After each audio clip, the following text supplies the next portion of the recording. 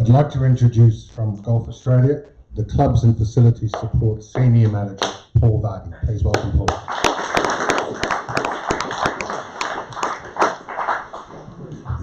Thank you, Hans. And thank you for the opportunity to be here. I got an email from Jim about a month or so ago, 6 weeks ago. My first reaction was yes, we'd love to be there, and then it was just a matter of who. But quietly, I actually quite wish it was me, but it's always a bit of a thing in the office about who would go where and when and why. But so it's great to be here, and a little bit about me just quickly. I've been involved with golf for about 25 years. I started as an assistant manager at Eastern Golf Club years ago, and actually started VGA before that as a student doing practicum placements.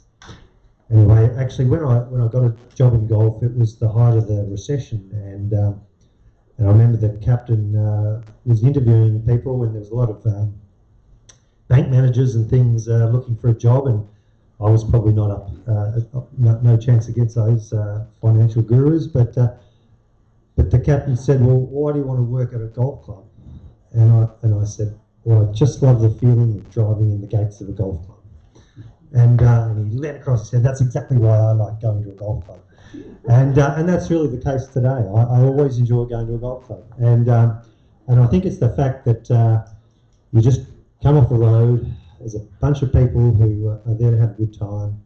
There's a wide open spaces that typically most sports don't have, and there's trees where many sports have AstroTurf these days. So it still remains the same. So to have a career sort of going through in golf club management and then end up at Golf Australia for about 4 years now, and a lot's happened just in the last few years at Golf Australia.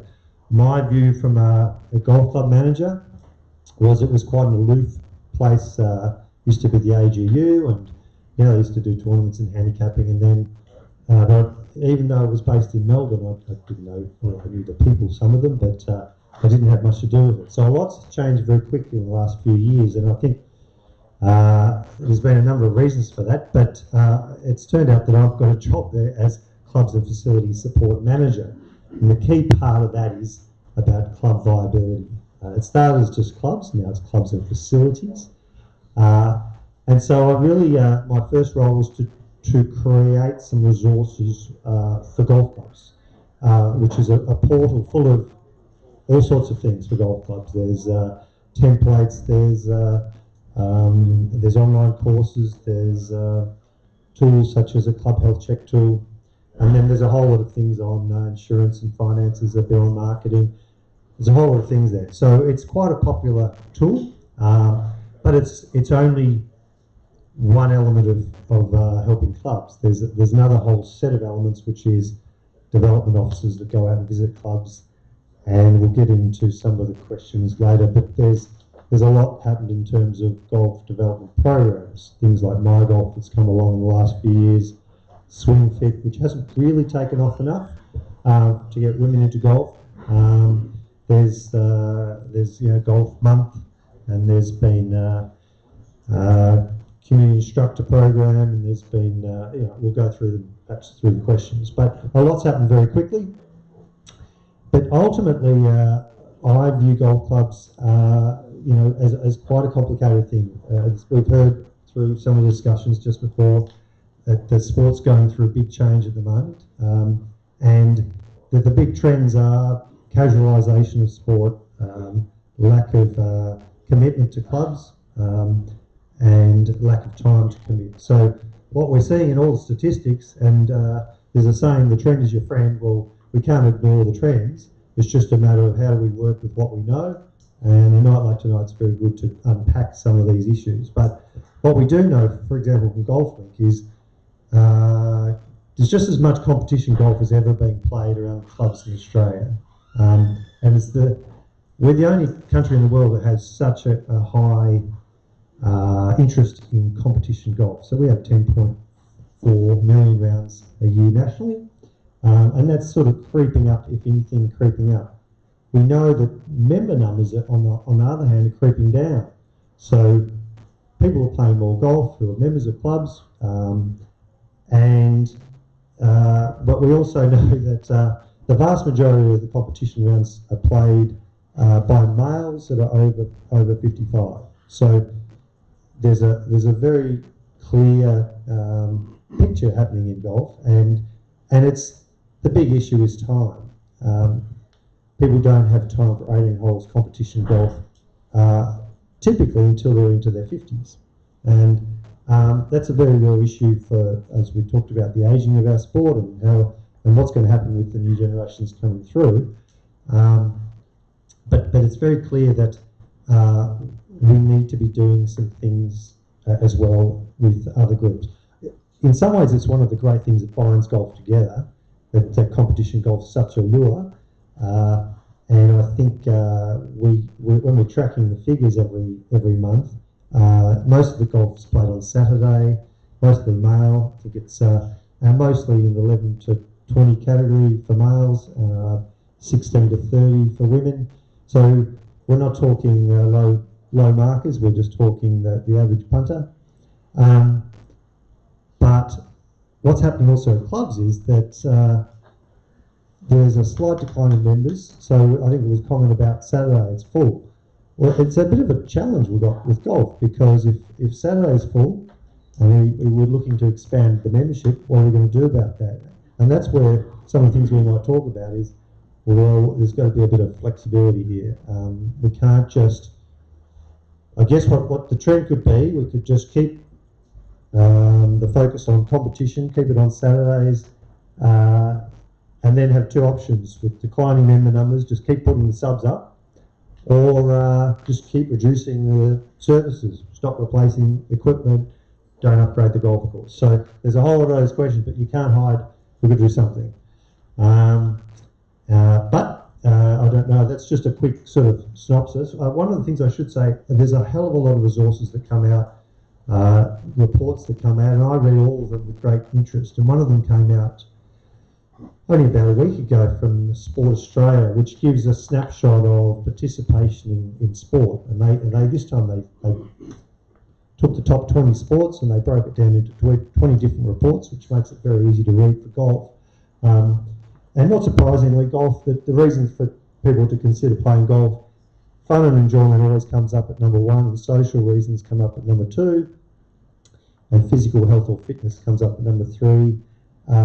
Performance or competition is surprisingly low in the stats. They always come up low. So people want to have fun, they want to have social time. I always find that fascinating because, of course, we tend to focus very much on competition golf. But there's another thing that came out. Walking was the number one sport that they put in that top 20. And there's a lot of things about walking that I think are fascinating for golf.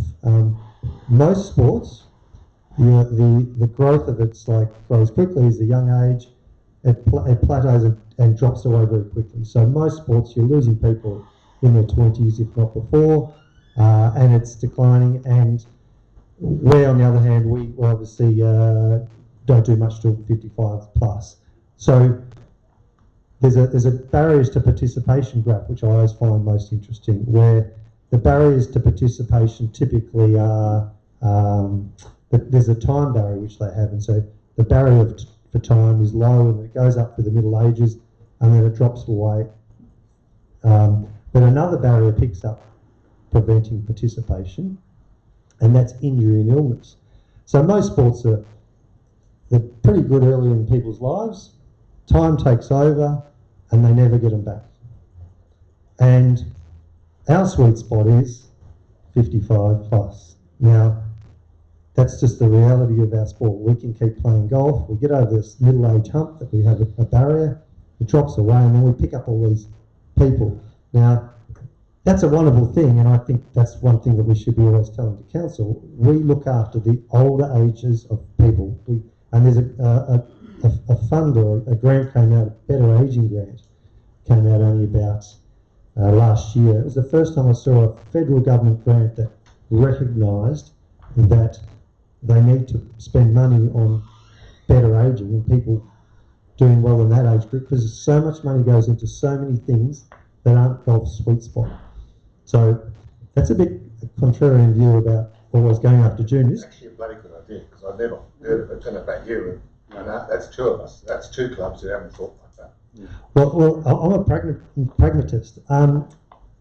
We have our junior golf development programs. We want to get juniors, but we're up against not just all the other sports doing really well in junior development, and they always will.